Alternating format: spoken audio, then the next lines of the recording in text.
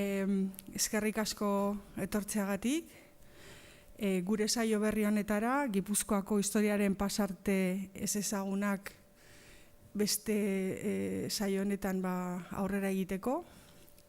Aurtengo temporadan edo denboradan, oain dela hilabete bat hasi ginen Burdinaroarekin eta Erromatartze garaiko hasierarekin. Eta oain aurrera jarraituko dugu, bai pixkat Erromatartzearen garaia atzea uzten eta ja sartzen Erdiaroan, baina konektatuta oaindikan bi mundu horiek. Horretarako gonbidatu dugu gaur Iñigo Ruiz Arzalluz. Iñigo latindar filologiaren katedraduna da Euskal Herriko Unibertsitateko ikasketa klasikoen sailean. Eta ikerkuntza proiektu askotan parte hartu du. Atzerriko erakunde akademiko desberdinetan ikerkuntza egonaldiak egin ditu. Eta latindar filologiako aldizkari akademiko desberdinen batzorden kidea da aspalditik. Bere ikerkuntzaren interesak askotarikoak izan dira garai luze honetan. Adibidez Petrarkaren lan latindarrak, Terentzio komediografoaren testuen historia eta haren erdiaroko komentarioak, metrika latindarraren historia, eta azkenik tradizio latindarraren presentzia hispaniar eta euskal literaturan. Gaur, berriz, onera, gure Gipuzkoako historiari buruzko hitzaldietara gonbidatu dugu, guri, historialari bezala, oso interesgarria iruditu zaigun gai bat jorratu duelako.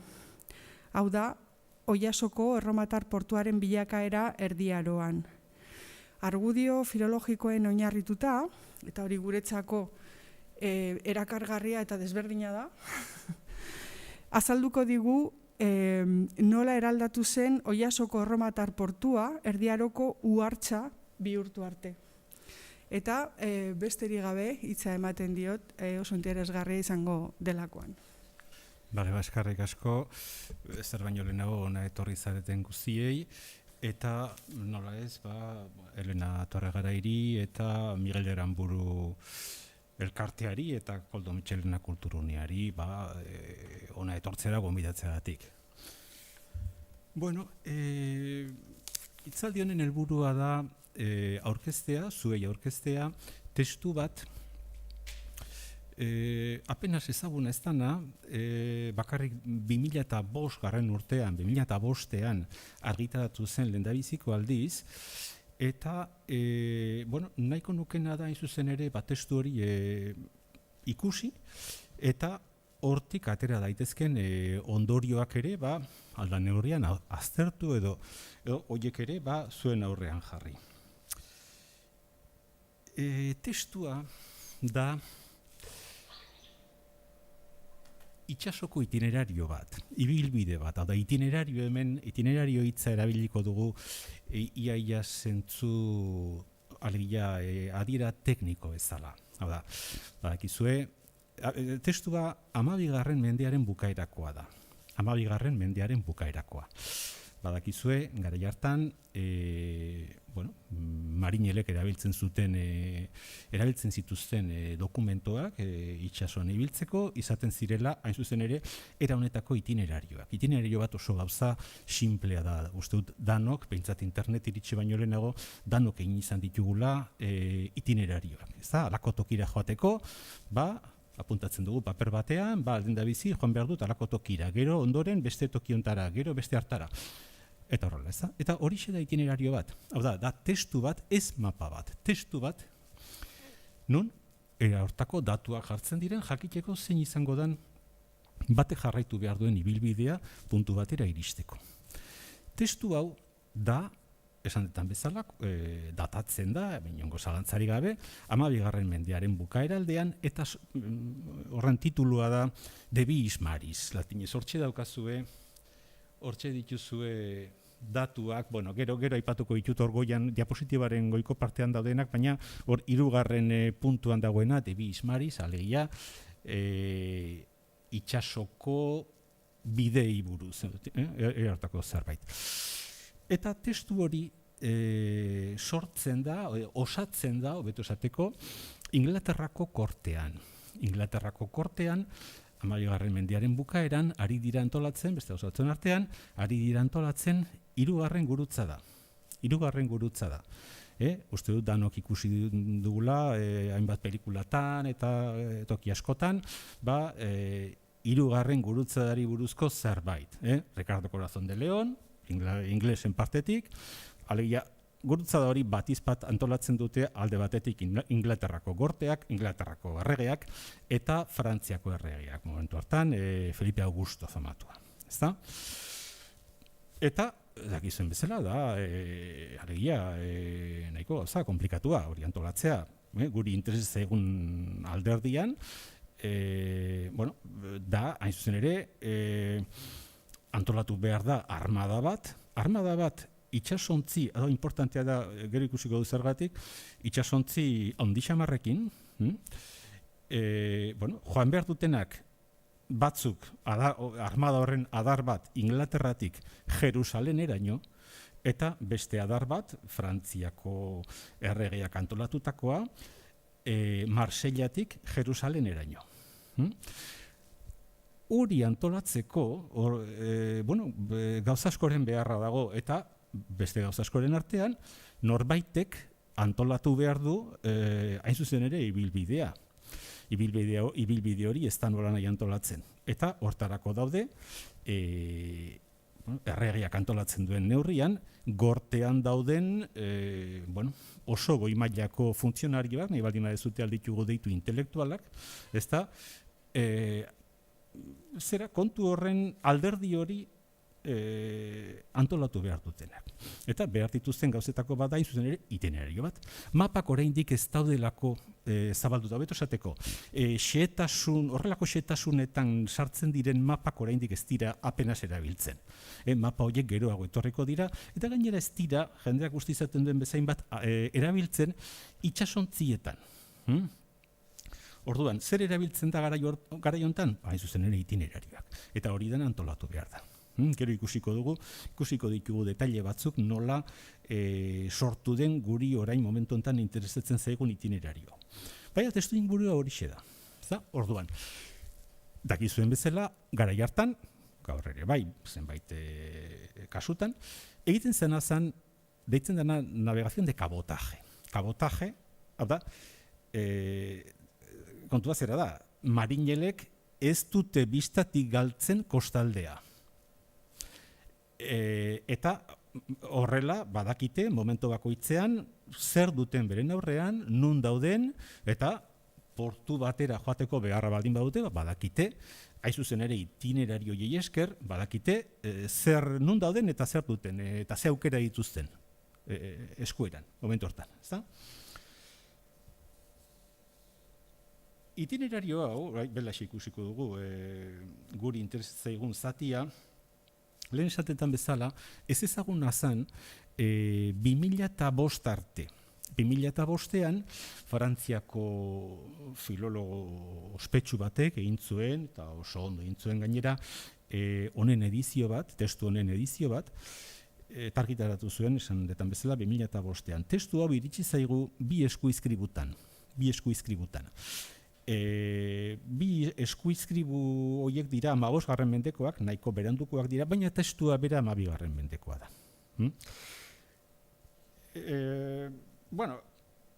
Kontuan hartu behar dugu baita ere pixka bat testua bere testu inguruan jartzeko, batetik aipatu dugu 3. gurutzada egiteko sortutako testu bat dela. Baina beste alde batetik kontuan hartu behar dugu zer dakigun 12. mendeko Euskal Herria edo Gipuzkoari buruz.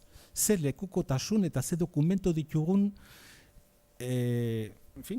inguru hauek ikutzen dituztenak alegia garai hartan. Eta, badakizue, oso gutxi direla. Oso gutxi. Lekukotasunak esku bateko behatzekin kontatzen dira eta sobratzen zaizkigu batzuk. Eukiburuan esaterako, 12. mendekoa direla, Emery Picot famatuaren testu erromesentzako gia famatua, ezta, badakizue, 12. mendean, batzuk esate dute begipiko izan zala horren egilea, beste batzuk esate dute esetz, izen hori beste kontu bat dela, hori berdin zaigu momentotan, kontua da, garai hortakoa dela, erromesentzako gila hori, hor aipatzen dira lehendabiziko aldiz historian, euskarazko hitz batzuk aipatzen dira, zuzen ere, Frantziatik datozen erromesek jakiteko, eskatualizateko, esaten zaie nola esaten dan ogia, nola esaten diren oinarrizko gauza horiek, ezta? Eta hor, begipiko den, dana dalakoaren testu hortan, egiten da Euskaldunen deskribapen bat oso famatua dena. Eta hortik ateratzen dan irudia da, behintzat, demagun Orreaga inguruetan, edo mendiaietan zeuden Euskaldun da, nahiko jende, zibilizatu gabea zela. Hori da, transmititzen zaigun, testu hortan transmititzen zaigun irudia. Garai hortakoa da baitere, alegia, 12. mendekoa, historia konpostelana delakoan agertzen da aipamen bat, eta aipamen hortan, esaten zaiguna da, oso arriskutsua zela, hemendik pasatzea, Frantziara joateko, apaiz jantzi ez jantzita. Hori da, garai hontarako daukagun beste lekukutasun bat, ditugun gutxietako bat. Eta batez ere, Kantabrikoko isurialdeari dagokionean oso dokumento gutxi ditugu. Hau da garai bat, gure kasurako bat ere ondo dokumentatua ez dagoena. Horregatik, da bereziki interesgarria orain ikusiko dugun testua. Hain zuzen ere, guretzat, parametro hauetan oso aspaldikoa delako. Dirudienez, ez, alegia, testu honen, itinerario honen egiletasuna, esan izan da Roger de Houden dalako batena dela, Roger de Houden dalako hori dala honen egilea. Egiletasun hori ulertu behar da oso zentzu zabal batean, hau da, pentsatzekoa da, gero ikusiko du zergatik, dalako Roger de Houden hori izan zala itinerario horren osaketaren atzean egontzena. Horrek ez du esan nahi berak egin zuenik, baizik eta berak hartu zuela horren ardura. Berak egingo zuena, inongo zalantzarik gabe izango zen, iturri diferentetatik hartu. Beraiei interesatzen zaien kostaldearen zati diferentetako itinerarioak eta horiek alkartu. Eukitzeko, hain zuzen ere, Jerusalenera joateko behar zuten ibilbidea osorik. Hor dituzute datu batzuk, Roger de Houden hori oso ezaguna da, gero ikusiko, baita gure kontuetarako ere, gero ikusiko dugu zergatik. Horren, baditugu, Roger de Houden horren beste bi obra, bata da, hortxe dituzue tituluak, Gesta izenekoa, eta batez ere importantena eta famatuena da Kronika.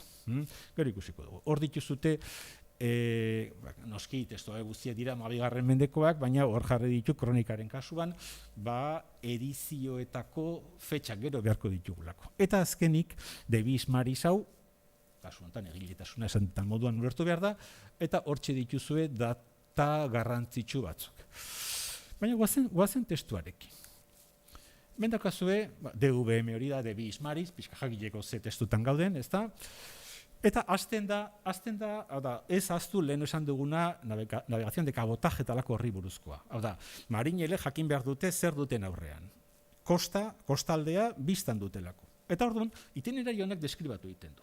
Haida deskribatzen, hau da, inglesek egindako gauze bat, eta beraz, beraiek ateratzen dira Dartmouthitik, eta berehala pasatzen dute, Kanal de la Mancha, pasatzen dira, Frantziako kostalde hori, momentu hartan, beraiena zan, Inglaterrako erregearena zan, eta, nola nahi handi pasatu behar zuten, eta ari dira jaisten Frantziako, erdialdetik, bera, hegoaldera legia, kostaren paretik, ezta? Eta, pasatzen dute Poitou, eta iristen dira Baionara, eta zate dute, goian daukazu jatorrizkoa eta azpian itzulpen bat erabili dudan ontarako. Baiona, dana apezpikua duen hiri bat, dana Poitouko kondearena, eta han portua dago itsasgora dagoenean. Badakizue, Baionako portuan beti egon direla, baita erdiaroan ere problemak urarekin, gero trasladatu egin zuten iparraldera, gero berriz hegoaldera, beti danik egon dira problema konturekin, eta horregatik izaten du itsasgora dagoenean bakarrik altzarela sartu portu hortara. Tipontako datuak ematen dituzte itinerarioek, ezta? Ondoren, Baiona. Ondoren dago mendi handi bat, deitzen dena Mundazie hori, ez dakigu oso ondo nola irakurri behar den, eta ez dakigu ondo zer dan hori. Ez dakigu, ez ondo ez gaizki, ez dakigu. Baina mendi bat da, beraz ez zaigu interesatzen portu buruz aigeata. Interra Comitiz de Baonia, Baionako kondearen lurretan. Eta ondoren, portu on bat dago, bonus portuz, portu on bat, deitzen dena Uhartxe, ez dakigu hori ere nola oskatu behar dan, segurena Uhartze, gero ikusiko dugu, Kuiribidi terran predicti comitiz aterra regizna bari. Hala, banatzen dituena esandako kondearen lurra, alegia, Baionako kondearen lurra eta Naparruko erregearen lurra. Vale? Alegia, Uhartza hori edo Uhartze hori, hor dago muga, bi erreinu horien artekoa. Batetik, Baionako kondea, zeina bere aldetik, alegia momentu hortan Inglaterrako erregearen mendean dagoen, eta gero Naparruko erregea. Hori erregea da, ez da kondea erregea. Ezta? Eta testuak horrela jarraitzen du. Testu bera da, jarraian doaz bi pasarte hauek. Kontua da, nituela biak sartu nahi diapositiba berean. Ondore, Baiona, portuak, aipatu dituen portuak dira, Baiona, Uhartze, eta orain, ondoren, ja Naparruko erregearen lurretan, ja sartu gara, ze Uhartze hori mugan zegoen, oin sartu gara ja Nafarroan, Mons Magnus Kuirikitur Fundrabi. Mendi handi bat deitzen dana Fundrabi Ondarribia. Vale? Eta dago Uhartzatik Ondarribiko mendi hori dago mendia esaten du. Ulertu behar dugu, ez dago mendi bat Ondarribia ditzen dana, baina Ondarribia dagoen tokian mendi bat dago Jaizkibelara. Nahiko ikusgarria, ezta? Vale. Baiona, Uhartza, Ondarribiko mendia alegia Jaizkibel,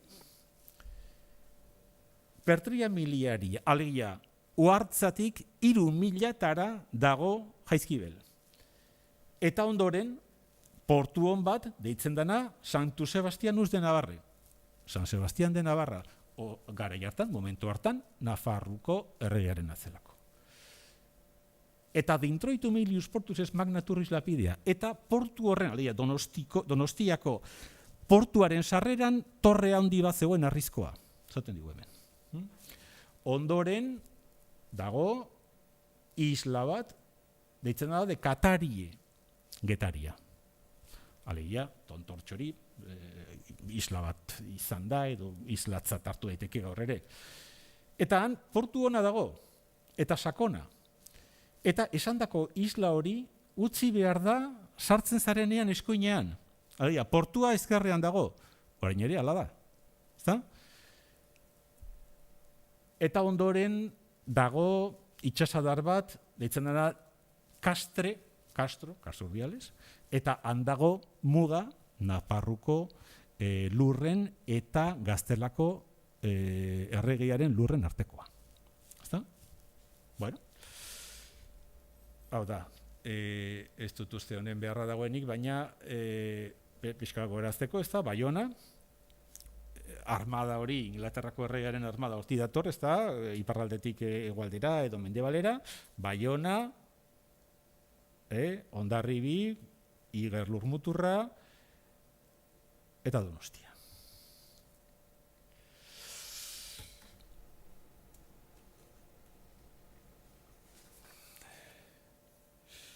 Zer da, markatuko diazue, zer da hor ikusi dugun Uhartza, Uhartza, Uhartxe, Uhartze hori?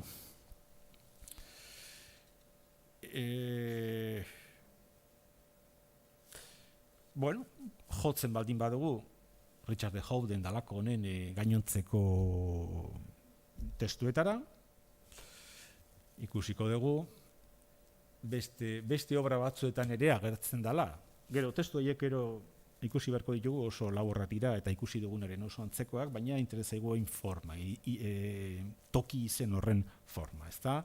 De Bismarck izen, bi aldiz agertzen da, bi toki diferentetan agertzen da, bigarren orain ikusi duguna izan da, hor agertzen da lehendabizikoa, gero ikusiko dugu bestea, eta alegia itxura hoiekin agertzen da, kaso horietako bakoitzean, uhartza da, uhartza, seguruna, ikusi dugun testuan, ikusi ez dugun beste hortan uarte bezala agertzen da, Gesta izeneko liburuan agertzen da seguruna uhartze bezala oskatu blokete, eta kronikan uhartz. Gutxi gora bera, nabarmena da, izen bera dela, ezta? Claro, uarte hori oso ezaguna egiten zaigu, eta gainera esan nahieren aldetik ere, alegia, urei buruz ari gara hitz egiten azken batean, agian pentsa genezake, badu izan dezakela zer ikusi, ezta? Orain, mahai gainean daukagun uhartza honekin. Eta uhartza hori, ahoskatu beharko bagenu, uharka bezala, ze hori ere posible da, latinaren garainotako latinaren ortografiaren aldetik, uharka toki izen bezala ere existitzen da, eta toki askotan ematen da, eta horrek ere urarekin du zer ikusi, alegia esan nahi du presa antzeko zerbait. Baina ez dago inongo zalantzarik uhartza horren azpian dagoena dela oihartzu. Oso kuriosoa da, hau ere, ondo etorriko zaigu pixka geroago, obra hauek guztiak, Richard de Houdenen obra hauek guztiak alkarrekin lotuta daude, ze batean erabili ziren pasarte batzuk bestetan ere erabili dira, tiportako obrak direlako, gero agian berriz itzuli beharko dugu ontara. Kartografia, alegia, xehetasun hauetan sartzen den kartografia, desentez beranduago hasten da. 100 piko urte beranduago hasten da. Oda, garaiontako 12. mendeko maparik xehetasun hauetan sartzen dana ez dago. Ez behintzat Bizkaiko golkorako eta inguru hauetarako. Ez dago. Baina, daukagun lehendabizikoa da 1313 urtekoa. Beskontetarren mapa bat. Eta hor agertzen da baita ere, izen hau, berau, itxura hortan, gutxi gora bera, hori uhartza bezala irakurri behar da, oda hasieran dagoen V hori U bat da, oda hori da, alegia, esto U eta V letra bera dira, 16. mendera arte. Erabiltzen da marrazketa diferente bat bezala, baina fonologikoki, berizketa, guk egiten dugun berizketa fonologikoa ez da egiten, asmakizun bat da, 16. emetan dena, beraz, garaiontarako horrek ez daukain inongo garrantzirik. Kuriosoa da, testuetan oso gutxitan dokumentatzen den forma hau, kartografian, 1313 urtetik aurrera, da lehendabiziko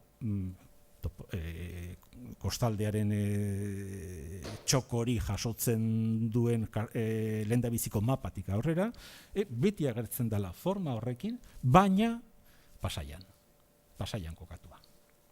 Vale? Baina, esan bezala, lehendabiziko mapa gure testua baino 130 urte beranduagokoa da.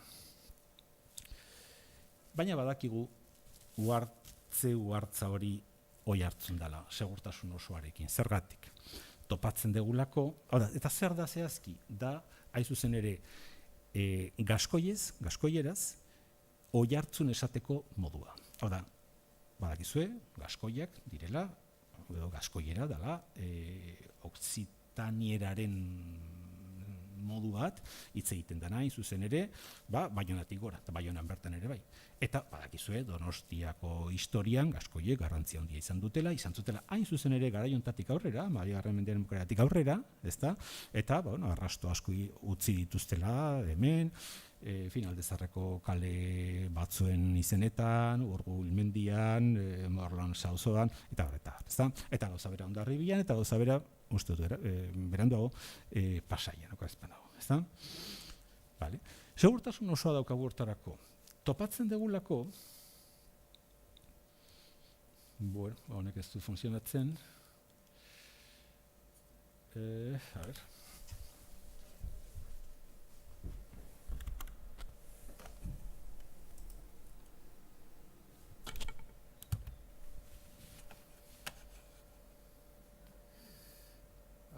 Asmatzen detan hau... Ondo jatzen berdin da. Aurkitzen dugu testuei dagokienez, aurkitzen dugu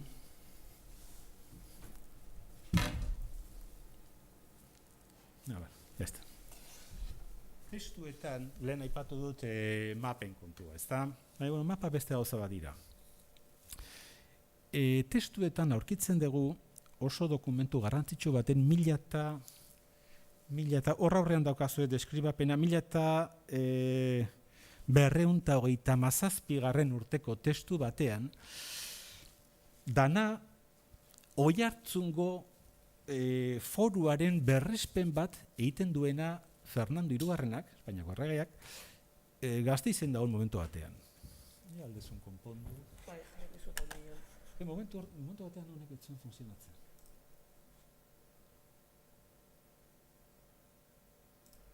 A ver.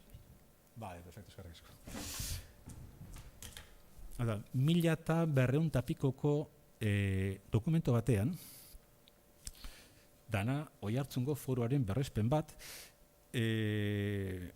hau da, dokumentu horrek egiten duena da, hori baino lehenago zegoen beste dokumento bat, baina ez daukaguna, berretzi egiten du, konfirmatu egiten du. Dokumentu honek berresten duen dokumentoa izango da, seguruna 1203 urtekoa, baina ez daukagu. Oiartzungoa. Eta dokumentu hau da, bueno, hemen agertzen da, ez da izerratik agertu dan okertuta berez alegia zuzen ipini beharko genuke, ez da? Oso dokumentu dotoria da, horrek esan nahi du dokumentu importantea zela, ez da? Dokumentu importante etzat jotzen zutela momentu hartan. Eta hor, hau da, berez dokumentu eta latinez dago. Eta hor Oiartzun aipatzen da, Oiartzuni buruzko kontua dalako, eta Oiartzun esateko, dokumentu hortan, latinez dagoen dokumentu hortan, ez da ondo ikusten, hau ez da berko lukeena.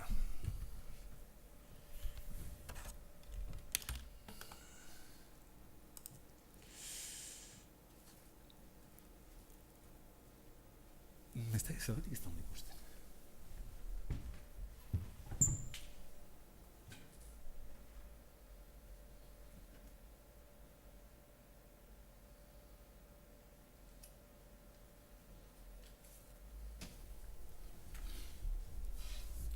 PDF-an ere badut, igual hobeda PDF-an hartzea.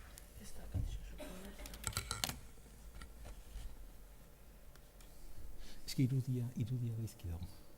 Zerbait egin du... Bueno, ya funtzionatzen. PDF-an, igual PDF-a da. Igual PDF-a hartzeko eskatzen dut, baina un segundo baten. Noneango da. Non dago hemen zera? Esto... pendrive sartuta dago. Bai. Hemen. Vale. Eta hau honekin izin da manejatu, ez da? Bai. No, perfecto. ¿Qué se puede poner en grande? Orain ondo ikusten dugu. Horrela da dokumentua, ez da? Orduan, eta horra Oiartzun esateko erabiltzen duen hitza hauxe da. Ez dago argi nola irakorri behar den bukaera, baina hori da gutxin importatzen eguna, gehien importatzen eguna da hasiera. Uhar, zentzon, danadarakoa. Baina, hitz bera da. Hau da, dokumentuaren barruan erabiltzen den aldaera. Dokumentua latinez dago. Kanpoko aldean, dokumentuaren kanpoko aldean, plika deitzen den hortan, dana nola izateko alako izenburu moduko bat jendeak jakiteko horren barruan, dokumentu horren barruan zer dagoen, ez da? Hori erderaz dago, gaztelaniaz dago, eta hori da. Eta hori irakurtzen dena, ez da zuek ondo irakurri aldu zuen da, sepan todos los hombres d'Oiartzun. Apostrofo Oiartzun. Alegia, guretzat normala dan forman. Ezta? Hau da, dokumentuaren barruko aldean, benetan dokumentua den zatian, dagoena alegia hori latinez egin du Gorteko funtzionario batek, ezta? Seguruena aurrean zeukan bitartean 1200 pikoko beste dokumentu ura, ezta? Uhartzon jarri du. Badugu beste dokumento bat, gerokoa 1316koa, orain dela gutxi Jago Irixoak argitaratu duena, lehen da biziko aldiz, okorrezpanago, dana, gaskoiez idatzitako dokumento bat, hori ez da arraroa, badakigu Donostiako dokumento batzuk, garai batzuetan, gaskoiez daudela idatzita, hain zuzen ere, gaskoiek zirelako elite bat erantako kontuetan ibiltzen zirenak, ezta? Ez ziren guztiak nahita ez gaskoiak, baina haietako batzuk naiz eta jatorriz naizateko gaskoiak ez izan haiekin ezitakoak ziren eta batzutan jarraitzen zuten gaskoiez idazten. Hau da, gaskoiez idatzita dagoen dokumento bat, ez daukagu originala, gare kopia bat, erraintzirelako dokumentu asko Donostiako zea famatuan, eta horra agertzen da, bi aldiz, aipatzen da, ez dakizuek aldu zuen irakurri, Konsei Duhartzon, eta aipatzen dira, ez dakit ondo nola oskatzen da, Boskatxes Nostres Duhartzon, alegia, Oiartzungo basoak, baina Uhartzon erabiltzen du, gaskoiez horrela esaten dalako. Eta baditugu, ez diraina proposa, baina baditugu beste pare bat lekukotasun, Jago Irixoak atera dituenak, berresten dutenak, uhartza hori Uhartzon dela, lehia dokumentoetako Uhartzon, beraz Oiartzon, ez dago zalantzarik. Beraz, ez dago zalantzarik, itinerari hortan agertzen den izena Oiartzun dela. Zergatik agertzen da itinerari hortan gaskoierazko forma hori? Bueno, gaskoiak zirelako, gaskoiak zeuden Frantziako hegoaldeko kostaldean, haiek ziren, hain zuzen ere neurri batean horregatik etorri ziren ona, haiek ziren merkataritza kontuak itsasotik egiten zen merkataritza eta bar kontrolatzen zituztenak, eta logikoa da haiek sortzea, hain zuzen ere, erauntako testuak, alegia, itsasontzientzako itinerarioak, eta gero, Inglaterrako kortean hoien beharra dutenean, ez da, biltzea, zeuden tokietatik. Eta kostaldearen zationtarako hartuko zuten hain zuzen ere gaskoiek egindako itinerario bat. Logikoa da, gaskoiak zirelako hortan ibiltzen zirenak, edo gehien edo hobekien ibiltzen zirenak. Beraz, alde hortatik ez dago inongo zalantzarik. Ondo, beraz, itzuliko gara mapa ontara. Hori da, horra aipatzen diren izen batzuk, ez danak, batzuk dira gure zerean aipatzen direnak. Baiona, Oiartzun, orain badakigu, Oiartzun, Hondarribia eta Donostia. Lau horiek bakarrik, zati ontarako, lau horiek. Baiona, Oiartzun, Oiartzuntik 3000-tara, gogoratzen baldin bazeate, Oiartzun dalakortatik 3000-tara Hondarribiko mendia, Jaizkibel, eta gero Donostia. Orduan, zer adierazi nahi dute Uhartzon, Oiartzun izen horrekin? Nun dago toki hori? Gero ikusi dugu, oin berriz behar dugu datu hori. Kartografian, 100 urte beranduago sortzen den kartografian, izen bera agertzen dela, baina Pasaiko portuan. Pasaiko portuan Oiartzun izen agertzea logikoa da, Oiartzun araño iristen zalako. Errenteria ere, zan, hasieran Vilanova de Oarso. Hori Oiartzun zen. ¿Está? Bueno. Eta orduan, lehen aipatu dugu testu lehendabiziko aldiz lehendabiziko aldiz eta bakarriko momentu hartan argitaratu zuena izan zala Gautier d'Alche, ontaz espezialista handia dana. Eta orduan esaten du, bale, Uhartzon hori, berak ez du aipatzen, aldaera gaskoiaren zera badenik, Baina, bueno, pixka bat ojo esaten du, bale, hoi hartzun izango da. Eta orduan esaten du, orduan hemen, itinerario egin duena erratu egin da. Eta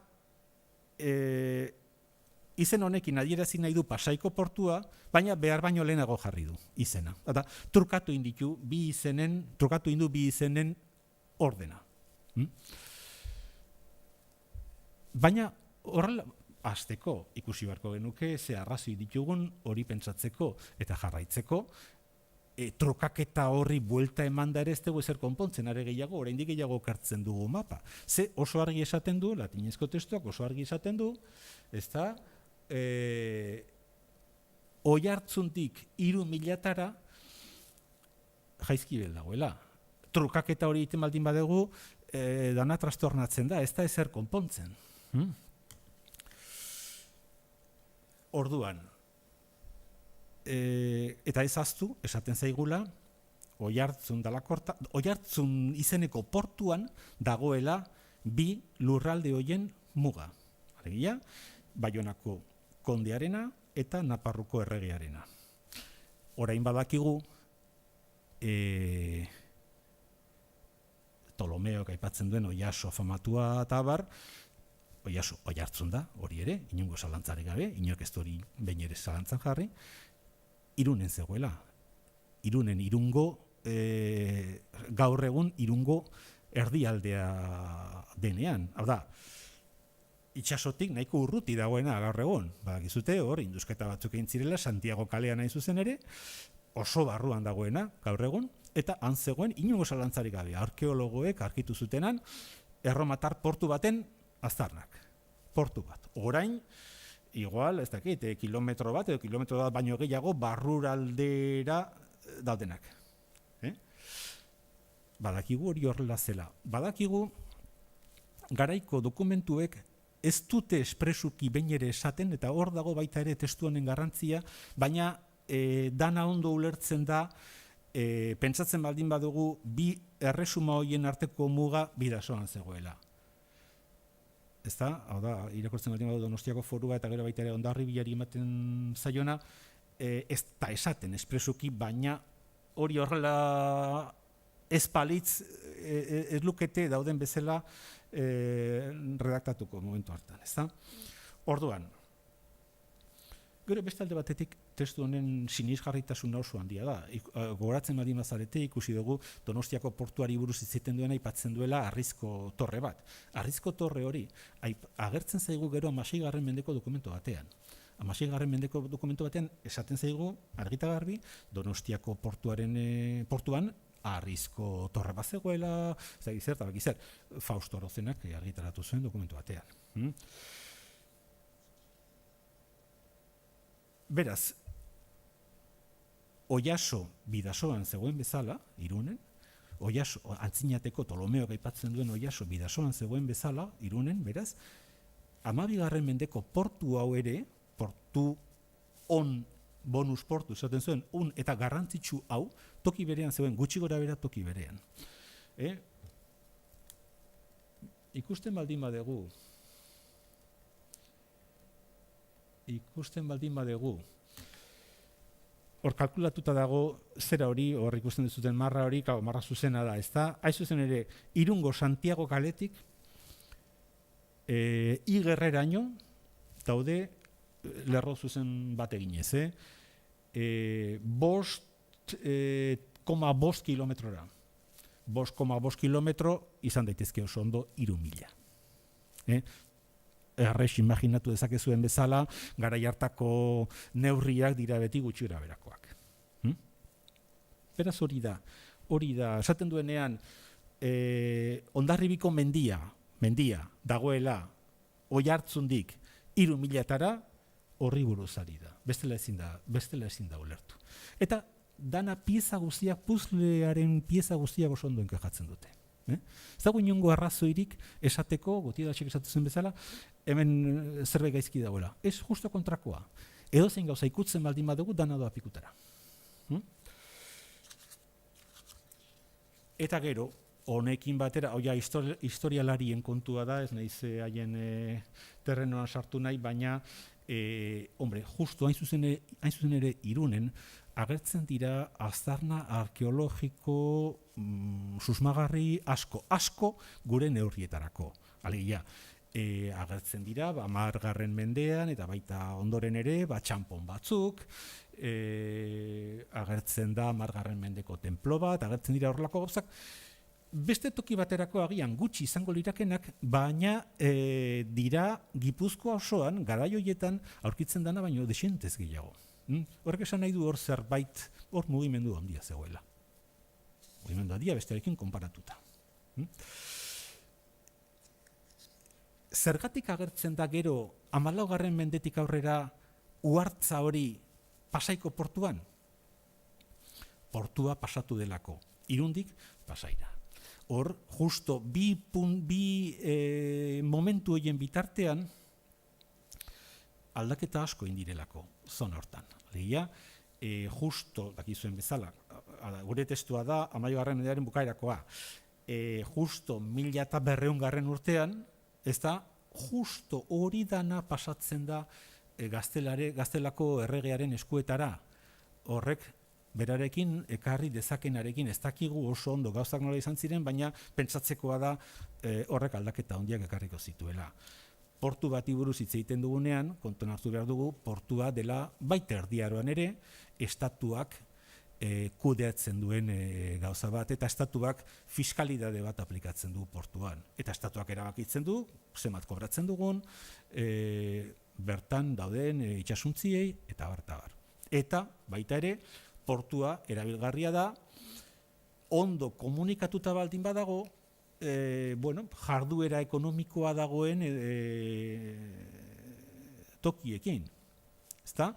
Hau da, horrelako aldaketa politiko handi bat egon baldin bada, justo bi momentu horien bitartean, edo bi fase horien bitartean, ezta? Agian lehen, merkantziak baldin bazeto zen toki batetik, orain agian beste batetik datoz, eta orain hobeto dator beste portu bat lehen zegoena baino. Edo, baita ere, Pasaiko portua, orain, hobeto dago, garai hartan zegoen bezala, hortarako behar diren obrak egin direlako, eta bar, ezta? Baina, hau ja da sartzea historialarien terrenoan. Zerbait arraro dago Oiartzun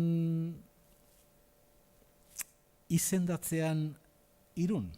Ez errez. Oiartzun zelako, eta horri buruz baditugu, ez lekukotasun asko, baina bai batzuk, zan, hain zuzen ere, Bidasoatik gutxienez Pasairaino zegoen lurra. Gaur egun ere, ez dago herri bat, ez dago etxe multzo bat Oiartzun deitzen dena.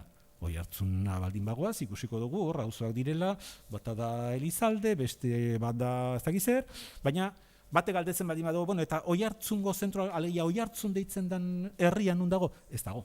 Oiartzun da, gaur udalerria deituko genukenaren izena, baina ez da nukleo zea bat, ez da? Hori ez da bat ere arraroa, hori ikusten dugu, adibide asko ditugu antzeko kasuenak, Araban esateako, Naparruko bailaretan, eta toki askotan. Beraz horrez dago ez arrarorik. Berdin zan Oiartzun Irun eta Errenteria. Berdin.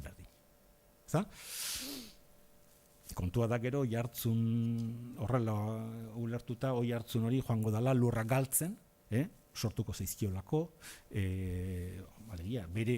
garai batean bere lurretan zeuden zera herri batzuk, nola izateko, hazi eta independizatu ingo direlako.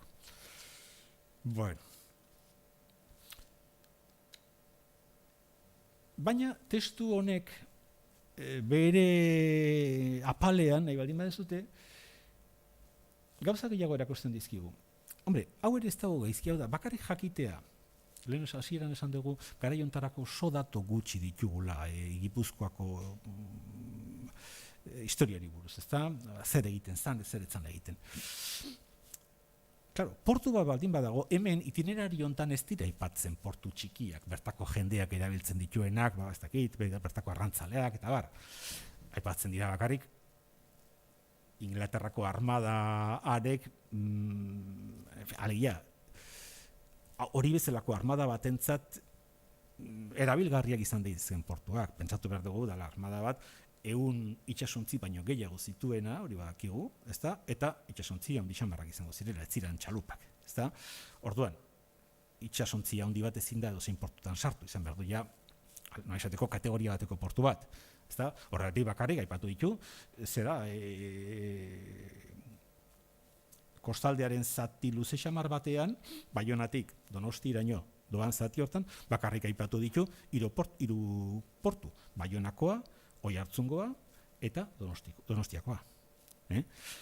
Orduan, Irunen egotea 12. mendean portu handi xamar bat, horrek pentsarazi behar digu zertarako behar zutenan portu bat, horrelako portu bat. Eta orain, hau ere, historialarien terrenoa da, nik lotuko nuke nire ezjakinean Burdinolekin, ezta? Baina, bueno, hori ja beste kontu bada. Baina, datua bera interesgarria da. Baina, badauka beste zera bat testu honek.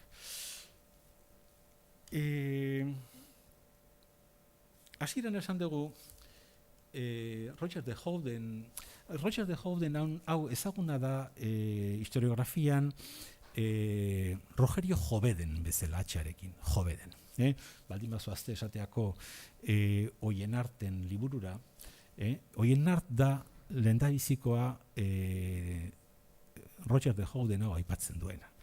Eta hor beti aipatzen du Rogerio Joveden bezala. Esan dugu hasieran honen obrak zirela, hor ditugunak, gesta, kronika eta orain ezagutu dugun de Bismarisa, ezta? Kronika da importantena, zergatik. Kronika hau argitaratu zelako, imprenta sortu eta handik ez horren bestera. Eta beraz, ezaguna izan zen. Eta kronika hontan dago testu bat, guk ikusi dugunarekin lotuta dagoena, esan dizuet lehen obra hauen artean, gauza batzuk erabili egiten zirela gauza askotarako, eta, barkatu, ez dizuet jarri hau da hor Gotieda Xeren aipu bat nune esaten duen nik lehen esan dizuetan, alegia ezin dela, hor fallo bat dagoela testu hortan, baina, esan dugu ez dagoela arrazoirik hori pentsatzeko. Hemen daukagu kronikan agertzen den pasarte bat ikusi dugunarekin lotuta dagoena. Hemen esaten zaigu, eiten du deskribapen bat zera, alegia, Europako zati hontako banaketa administratibo edo politikoarena, eta esaten zaigu, poatu hori dana, Inglaterrako erregearena dela, eta gero esaten du, Inglaterrako lurreremu hori luzatzen dela Uhartz izena duen porturaino. Uhartz izena duen porturaino. Eta portu horrek, Kuidibiditerram, komitiz, eta portu horrek, praktikamente hitz-berak dira, portu horrek banatzen dituela Baionako kondearen lurra eta Naparruko erregearena, berriz ere. Eta Naparruko erregearen lurrak hasten direla aportu de Uhartz. Uhartz dalako, Uhartz izeneko portu hortatik. Portu hortan hasten da Nafarroa. Eta luzatzen da, Castroraino, lehen ikusi duguna. Baina hau agertzen da kronika izeneko liburu hortan. Eta liburu hori, lehen ikusi duguna ez bezala, ezaguna izan zen ja, 6. mendearen bukaeratik aurrera. Eta iristen zaigu Oienart badakizue, dala, lehendabiziko aldiz, Euskal Herriko historia bat egin zuena, oso erudito handia izan zen, oso persona bitxia, eta argitaratzen du Notitia Utriusco Baskonia izeneko liburu hori, ez da, 17. mendean, eta berak ezagutzen zuen Howdenen obra hori, kronika hori. Eta orduan irakurri zuen, guk justo oraintxe irakurri dugun pasartea, hau irakurri zuen, eta esan zuen Uhartz, Oiartzun, baina Oienartentzat, Oiartzun zan guretzat dana. Berak kokatzen zuen, orain ere guk kokatuko genuken tokian, eta esaten du.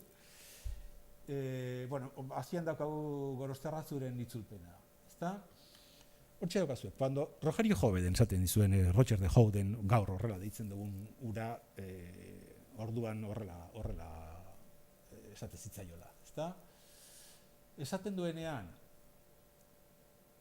cuando prolonga el territorio del conde de Bayona hasta el puerto de Huars o Ubiarts, al que los moradores llaman ahora Oiartzun, indica suficientemente que en su siglo el río Bidasoa y el pueblo de Fuenterrabía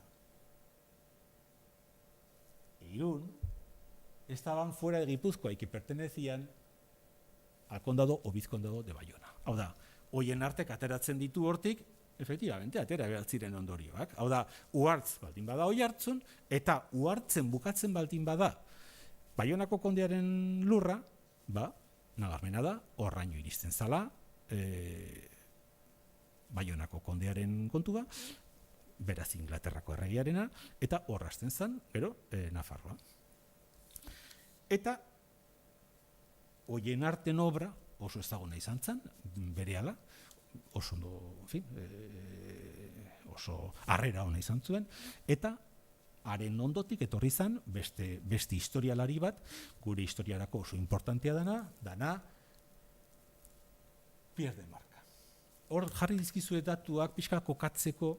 Pierre de Marca eta Oienart garaikideak dira, eta alkar ezagutzen zuten, eta alkar estimatzen zuten, aipatu egiten dute alkar baita ere, bai Oienartek Marka eta bai Markak Oienart, eta Marka zana erudito ikaragarri bat, dana zekien eta idatzi zituen liburuak dira irakurtezinak hain zuzen ere datu asko ematen dituelako denbora guztian, eta idatzi zituen batez ere guri dagozion kontuetarako bi obra horiek, eta lehendabizikoan, bide batez, hain zuzen ere ari zirela, baita ere buruan izan da Ptolomeo aipatzen duen Oiaso hori eta bar, eta Markak hartu zuen Oienartek Joudenen testutik abiatuta egin zuen interpretazioa eta esan zuen, eta abondatu egin zuen hortan, hau da, berak aipatzen ditu Galio, da, frantsesak, hau da, kasontan, Bayonako kondearen lurra iristen zen horraino. Bere izan zen, bide batez, hau da, beti ondala eztabaida ikaragarria, Ptolomeok aipatzen duen Oias hori non zegoen, seguru dakigu Irunen zegoela, ezta? Baina zuzen ere izenak despistatu egin zuen jende asko. Eta Marka izan zen, esan zuena, Ptolomeoren Oiaso ura Donostian zegoela. Hortik, ezta? La bella Easo, Oiaso da. Easo, Oiaso da, transkribatuta latinera. Eta, Pierre de Marca izan zen, hori, lehendabiziko aldiz esan zuena, arrakasta handiarekin ikusi dezakegunaren arabera. Gero, bigarren obran, bigarren liburu hortan, pixka bat mendebaldera pasatu zuen muga hori, eta esan zuen Oiaso berez hori zela, baina ospe hartu zuena izan zen lehendabiziko interpretazioak. Eta honen inguruan, Oienartek eta Markak hasi zuten eztabaida honen harira, baina kontuan izan, eztabaida hau hasten dela, Roger de Joudenen testu hortan, da, Uhartz ditxosozko hortan, Uhartz izenaren interpretazio oker horretan, esate zutelako Uhartz berdin Oiartzun eta Oiartzun berdin oraingo Oiartzun. Honen ondoren, etorri zan, eztabaida ikaragarria, hor dago Markaren testua, azken baten esaten du, balen esan duguna, gauza bera, Oienartek esaten duen berbera. Gero horren inguruan eztabaidatzen dute baita Enaok, Riskoren liburu oso importante izan zen, denbora luzean, Riskok Risko oso argi bilizan hor, zer Risko haien kontra jarri zan. Gainera, gai hau pixka bat zegoen, arriskutsu xamarra zen. Izan hitz egiten azken batean, beraien ikuspuntutik 17. mendean gaude, Frantziaren eta Espainiaren arteko mugari buruz. Eta Riskok agian okerreko arrazoiengatik, baina asmatu intzuen neurri batean, esan zuen, Oiartzun bezala ez da zertan ulertu behar oraingo Oiartzun. Oiartzun garai hartan beste gauza bat zen. Hori izaten du testu hortan. Eta orain ere, zenbait okitan ikusten da interpretazio hori, eta ez da alegia interpretazio hori, alegia erdiaroan, momentu hortan, Bayonako kondearen lurrak iristen zirela onaino, alegia Pasaiko porturaino. Eta ez da harritzekoa, Uhartz izen hori horrela interpretatu delako. ezta? Orduan, bukatzeko. Ikusi dugun testu txiki honek, alegia, eta itxura apaleko testu honek, bakarrik aipamen bat delako, bakarrik ematen digulako datu bat, itxura batean oso utzala dana. Hau da, bakarrik esaten digu, azken baten, Oiartzunetik Igerrera 3.000 daudela. Eta urrenkera hortan ematen ditu datuak. Hortik bakarrik ateratzen dugu. Uhartz hori Oiartzun zela eta Oiartzun dalako hori Irunen zegoela. Hor portu garrantzitsu bat zegoela. Eta portu garrantzitsu bat egoteak esan nahi du horren inguruan jarduera ekonomiko importante bat zegoela. Orain arte ez den neukan horren zera hundirik. Eta gero, horren inguruan sortu den eztabaida hori ia noraino iristen zan, Baionako kondearen lurra, eta nun hasten zan, Erdi Aroan, 1200 garren urtea baino lehenago, Naparroko erregiarena, eztabaida horrek ez dauka zentzurik. Uhartz ez talako ulertu behar horrela, baizik eta, hain zuzen ere, hemen aurrean daukagun testu honek esaten digulako Uhartz dala Bidasoa. Beraz hor, ez da zera aldatzen. Eta hau da aurkeztu nahi nizuen testu. Eskerrik asko.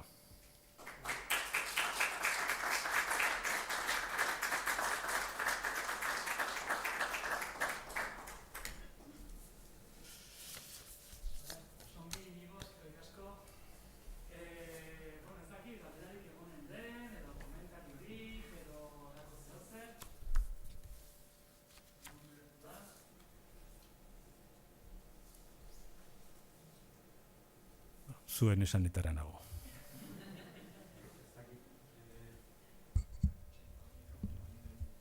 Mikrofona emango dizut.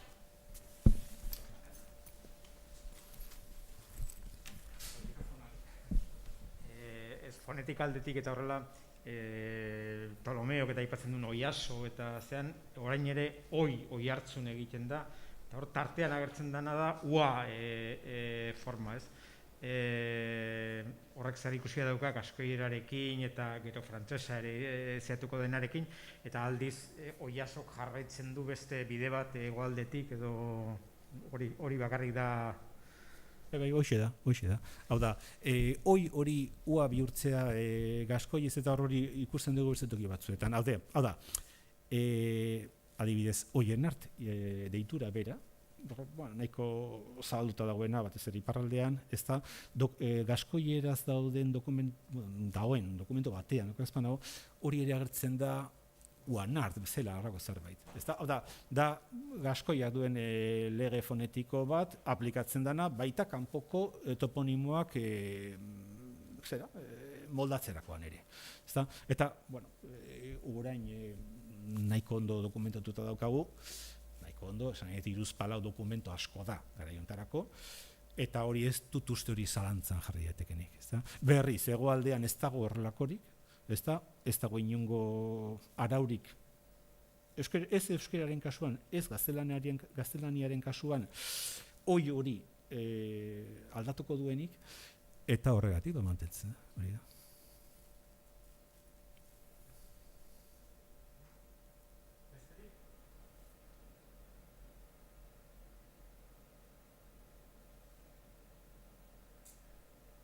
Nik beste gabe esaten dut, behandu iritsi naiz, baina zure artikulu irakurrita daukat, hau Prinzipe bianan argitaratu zena, eta irituzten oso interesgarria zeren, Irunen dauden aztarna arkeologikoak eteten dira, 4. mendean, Igerren gero badaude Urazpianetan fora batzuk eta, klaro, portuaz ez dakigu deus gehiago, eta egia da, 10.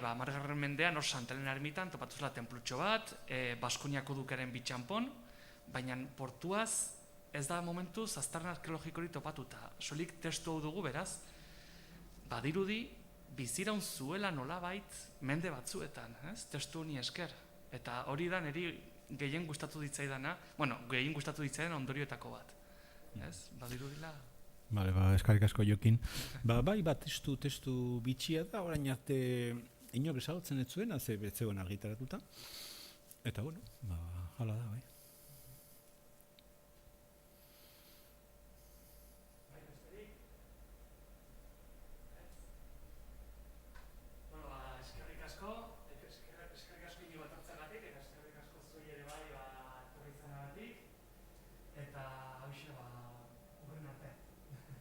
Eskerrik asko.